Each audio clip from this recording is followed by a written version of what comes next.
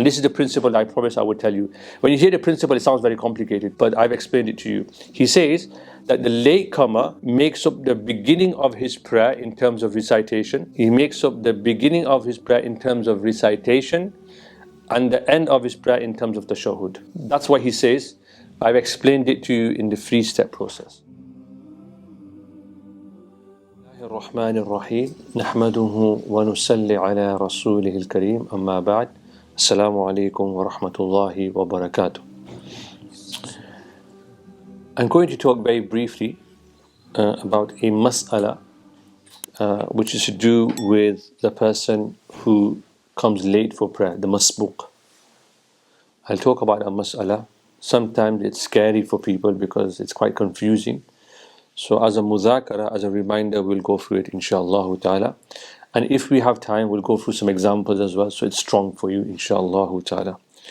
I've also made a little table which might be shared later on, so you can use that table to guide you inshaAllah ta'ala. So as we've been talking about in Jama'ah, importance of Salah, importance of namaz, importance of prayer throughout the last 3 Jama'ah prayers here. And elsewhere I've been talking about the importance of prayer and how namaz can transform you. It has a transformative power, which I think as Muslims, including myself, we've forgotten. It's supposed to transform our lives outside of the prayer mat or the masjid. But let's begin with the virtues of performing salah with takbir, tahrima, with the imam. So it's commonly observed that we have a lot of people who come late for salah. It's very commonly observed in our masajid. And sometimes it's for good reason. People might be busy, traffic, things happen. But it's almost becoming a habit in many places that people come for salah late. You have to ask yourself the question, is it a one-off for me, or is it something that I'm doing because I'm just lazy or I'm neglectful?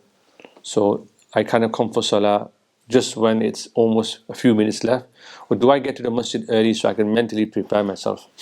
And one tip I will give to you for myself, because I'm also busy like you, is that at least one namaz, at least one salah picked during the day, that you will make an effort to get there 10 to 15 minutes early. Maybe you'll become the muazzin even. You do the azan for that salah. Fajr is the best one, because you want to be here when nobody else is here. You want to be the one who opens Allah's house in the morning.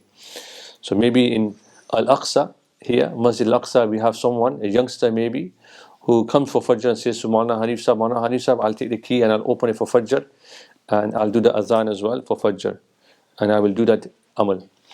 But in any case, pick one salah, at least one salah, that you will come to the masjid to, and you will come early and you will come on time.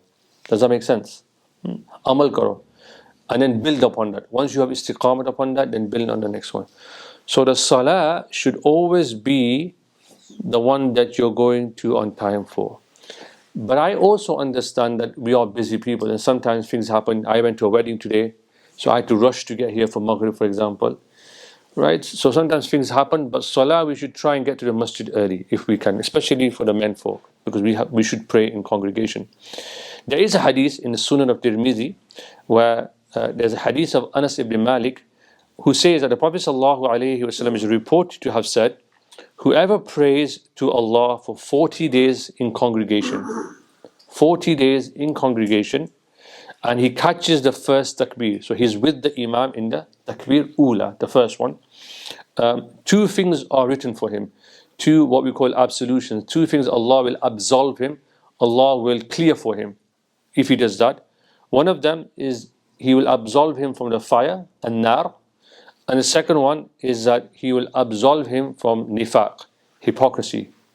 In other words, a person who is punctual on their prayers, who performs their prayers with Jama'ah and tries to pray with the Imam all the way from the beginning till the end, he will have these 2 things, that he will be saved from the fire, insha'Allah ta'ala, and he will not be a hypocrite. Allah Himself will protect him from this.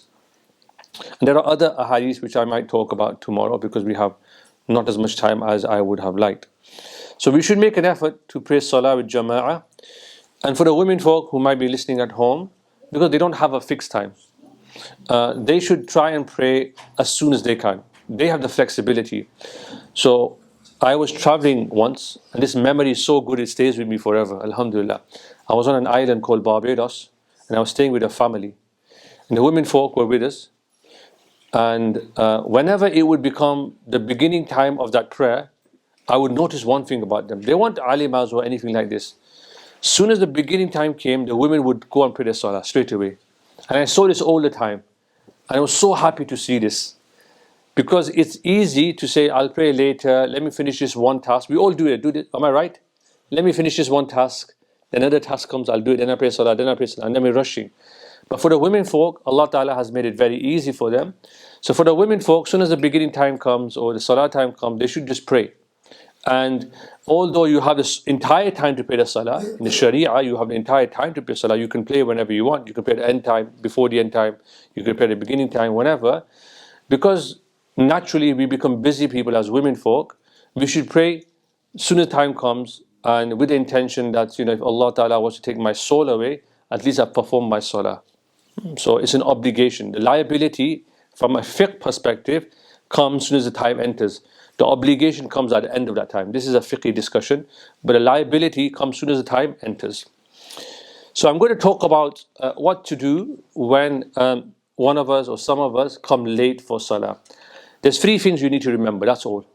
And I'll go through some examples if we have time. If I don't have time, then tomorrow I'll go through examples. Through examples, it will become strong. And this is built upon a principle that we find in fiqh, which I'll talk about at the end of the 3 points that I want to make. Now, when do you become a masbooq? When do you become someone who needs to perform a unit of prayer, a rak'at? So our fuqaha say that when the imam has finished his ruku, when he has gotten up from his ruku, and you join their prayer after that, you've missed that unit.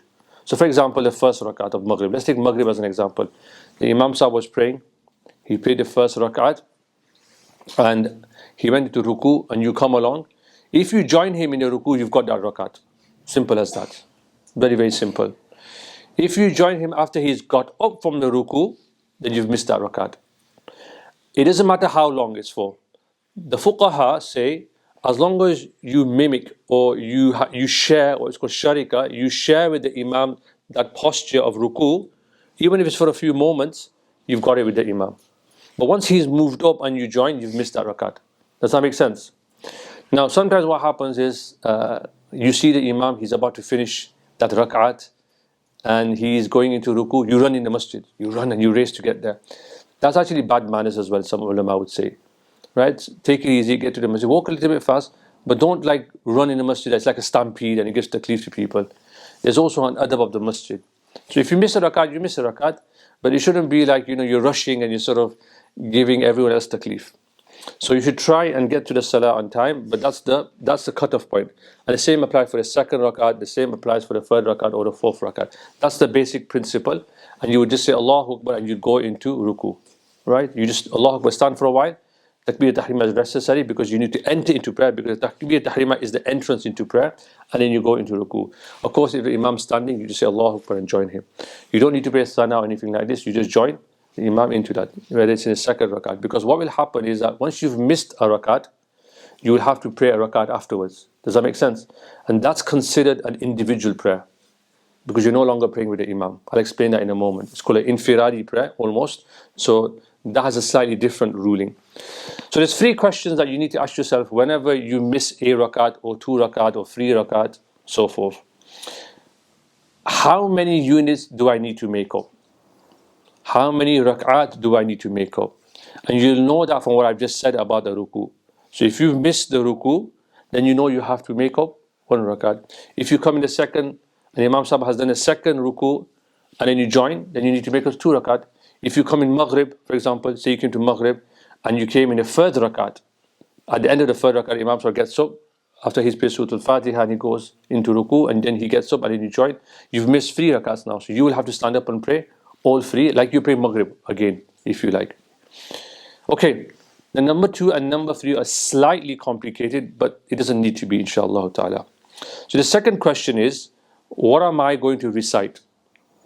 Because the question now becomes is, what do I recite? So when I get up, say I miss 1 rakat of Maghrib, what do I recite in that rakat that I need to stand up in. The principle here is very, very simple. When it comes to recitation, listen very, very carefully. When it comes to recitation, you pretend when you stand up like you're starting a new prayer. Let me repeat that again. When it comes to recitation, what to pray, because this is the second question you need to ask yourself, because in some rakat you only pray Fatiha, Surah Al-Fatiha. In some rakat you pray Surah Fatiha and you pray Surah. In the first two you pray Surah Fatiha and you pray Surah. And in some of them you only pray Al-Fatiha. So the question is, what do I need to pray when I get up? So when you stand up, it's as though you're praying the first rakat. Does that make sense? You're praying as though you're starting a new prayer. So you'll pray Thana, you'll pray Surah Al-Fatiha, and then you'll pray Surah. If you say, for example, you missed the first rakat of Maghrib. Say, for example, you missed 2 rakats of Maghrib. So what will happen? You tell me. You stand up, what will you do in the first rakat? Surah Sana, Surah Fatiha and Surah. Then you will, what will you pray in the second rakat? Surah Fatiha and Surah, because that's your recitation will be the second one. Does that make sense? If you miss all 3, what would you do? If you miss all 3 rakats, say you came after the first ruku was done, in the first rakat, what would you do in terms of recitation? First rakat would be Sana, Surah and Fatiha. Surah Fatiha and Surah. Second one, Surah Fatiha and Surah. And in the third one, the Surah Fatiha. Does that make sense? Very, very simple. Say let's go for Isha. You're not going to miss Isha because you're all here, inshallah ta'ala. But say you missed all 4 in Isha. You came right at the end for some reason. Right? What would you do then? Same as Maghrib. So you pay as though your recitation would be what? Sana, Surah Fatiha, Surah. Get up again. In the second rakat, Surah Fatiha and Surah. Your third rakat is Fatiha only, and your fourth rakat is Fatiha only. Does that make sense? So the principle here is that when you come to make up your prayers afterwards, as a Masbooq, you pray as though you started a new prayer. Does that make sense to everybody? Okay, very, very easy. You've got that. Now we just need to tweak it one more step. This is the third step. And the principle here is that in our usul, each salah actually comes in 2 units. They come in packages of 2. So every time you pray a second rak'ah, you need to sit down. Right, except for Maghrib, it's an exception, and witr. But in every second rak'ah, you will do qa'dah and you will sit down. So what happens here is that this is the third question: when do I sit down? When do I sit down? You mastered how to recite and what to recite, but the question now is, when do I sit down? So what you will do is every time you complete a set of 2 units, you sit down. I'll give an example because it'll become clear for an example. So you will sit down every time you complete a cycle of 2 units. For example, let's stick with an example. You prayed 1 rakat with the Imam. You've missed 2 rakat. You've missed 1 rakat. You've missed 1 rakat with the Imam. Now you need to get up. What will you pray? Sana, Surah Fatiha and Surah. Now if it's just 1 rakat, what will you do? You will just sit down, right? So 1 rakat done with Imam, sit after doing 1 rakat on your own, and then what you will do is, if you've missed 3 rakats, for example, what will you do then? I'm pushing you guys now. Or what will you do? Say you missed 2 rakats of Isha. So you came for Isha, you missed 2 rakat. You're going to get up, what are you going to pray? Sana? Right. And then when you're going to go into sit down, what are you going to do? Sit down and get up. You're going to, because that's your first unit. Yeah? And then what are you going to do what are you going to do after that? Surah Fatiha and Surah, and then sit down. Can you see that's your second unit? So every 2 units you will sit down. Does that make sense to everybody? So all you have to remember, just to recap very, very quickly, is that the first question you ask, number 1, is how many units have I missed? And you'll know that from the ruku that you've missed out. That's very, very easy. Then you need to ask yourself, what do I recite? When it comes to recitation, it is as though you're starting a new prayer. So your first standing up will always have Sana, Surah Al-Fatiha and Surah. Your second one will have Surah Al-Fatiha and Surah. And if you've missed the third rakat, it'll be a Fatiha. If you've missed the fourth rakat, it'll be a Fatiha. Does that make sense? And when it comes to sitting down, you will sit every time you complete 2 units of prayer. Okay? So for example, like I said, if you've done 1 rakat with the Imam, you sit down after doing 1 rakat on your own, and then you sit down again, after rakats on your own if it's Isha. So for example, let's take an example. We've done the Isha example, right? So let's pick an example. Let's pick Maghrib. You come from Maghrib, you miss, everybody knows one rakat, you miss one rakat. What if you miss two rakats? What would you do? So let's go through it. You missed Maghrib, two rakats. You came in the final one, the third rakat, after ruku was done. So you're going to stand up. How many units do you have to pray? Two. So what will you pray in the first unit? Sana, Surah Fatiha and Surah, because you're starting from the beginning. What will you pray in the second unit? Fatiha and Surah, that's it, khalas. And when will you sit down? The second one. So every 2 units you will sit down. Does that make sense to everybody? Yeah? So Maghrib, you see, let's pick another one. Give me another example. Somebody pick another example from the crowd. Give me a hypothetical example. If you miss the 2 rakats, yeah. Just an example. So third rakat you pray with the Imam. Yeah. So when you stand up, that's your 2 units complete, isn't it? So when you stand up, so you say you miss Maghrib. 2 rakats you missed. You missed 2 rakats of Maghrib, yeah. So when you played your 1 rakat with the Imam, yeah. and then you stood up, yeah. you play Salah, Surah Fatiha, Surah, yeah. and then you sit down. Because you stand up, you 2 units, every 2 units, yeah. Yeah. So Maulana Hanif explained another example there, but that's kind of the example we covered. Yeah. So you just keep. Everybody understands the ruku one. It's very, very easy. The first one everybody understands. Ruku is very, very easy because every time you miss a ruku, you miss a rakat. Then you just have to ask yourself 2 questions: recitation and sitting down in every 2 units. Does that make sense to everyone? So I've taken this. I'll give you another scenario. I'll pick some scenarios. How much time do you have, my son? 2 minutes. 2 more minutes. I'll give you one scenario. See if you can work it out, and then maybe tomorrow we'll just do some more muzakara, inshallah ta'ala. So you've prayed 1 rakat of a 4 rakat prayer with the Imam. So say for example, you've only prayed 1. So how many have you missed? 3. Okay. So you've prayed 1 rakat of a 4 rakat prayer with the Imam, right? So you've missed 3. So the first one is very, very easy. The first part is very, very simple. So what will you do in terms of recitation? Tell me. You're going to stand up. You've got 3 to pray. So what are you going to pray in the first rakat? Brilliant. Second one? Third one? Okay, brilliant. Now the third one, what about sitting down? So you're going to get up, you got 3 to pray, you prayed 1 with the Imam. So what will happen in the first one? You prayed 1 with the Imam already. Sit down. Yeah, that's 2 done. Can you see? You prayed 1 was with the Imam, wasn't it? So the second one you will. So in other words, when you stand up in your first rakat will be the sitting down one because it's a block of 2. And then you will get up, and then you just sit down for the last one. Does that make sense? Yeah? Some people get confused, but I think if you think of it, this is my way of doing it. This is my method. Different ulama will give you different methods, but to me this makes the most sense. That you follow the recitation method as though you're starting from new, and every 2 units you sit down. Yeah? I'll give you one more example. Maulana Hanif, if I got permission. Yeah? So, if you've prayed 3 rakats of a 4 rakat prayer with the Imam, so you prayed 3 out of 4. So what have you got left to pray? 1. When you stand up, what will happen? Sana, Fatiha, Surah. And then what will happen? Sit down. Yeah, that's an example. Okay. So there's nothing too difficult. Was that difficult? Was that complicated? People get scared, they get confused.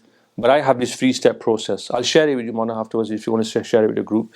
And I've also I've done a little diagram, which I can share as well, so you can practice it. But this is simple as this. There's nothing more complicated than this. And this is, I should add that this is according to the Hanafi madhab, mainstream Hanafi madhab. So this is the one most of us follow, and this is how we should do it because it's the simplest one. To me, it makes sense. And our deen is easy, you don't need to overcomplicate things. So our fuqaha have made this very, very easy. Because we're recording this is taken from Durrul Mukhtar, which is from a commentary on Tanweer al-Absar. So I've taken this from a book that's in our madhab from a very famous Sheikh Alauddin al-Haskafi, rahimahullah ta'ala. And this is the principle I promise I would tell you. When you hear the principle, it sounds very complicated, but I've explained it to you. He says that the latecomer makes up the beginning of his prayer in terms of recitation. He makes up the beginning of his prayer in terms of recitation and the end of his prayer in terms of tashahhud. That's what he says. I've explained it to you in the 3-step process.